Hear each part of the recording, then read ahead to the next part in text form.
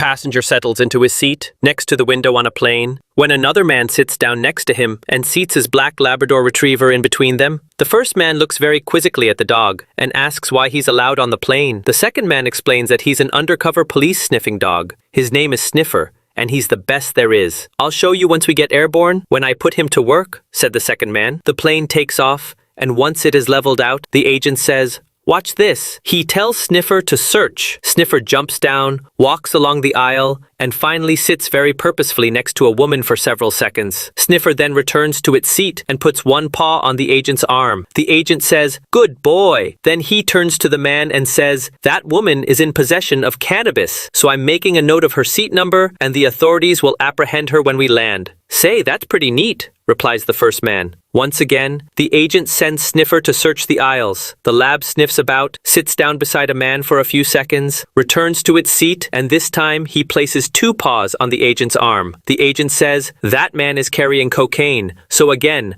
I'm making a note of his seat number for the police." "I like it," says his seatmate. The agent then tells Sniffer to search again. Sniffer walks up and down the aisles for a little while, sits down for a moment, then comes racing back to the agent, jumps into the middle seat, and proceeds to poop all over the place. The first man is really grossed out by this behavior and can't figure out how or why a well-trained dog would act like that, so he asks the agent, "What's going on?" The agent nervously replies, "He just found a bomb."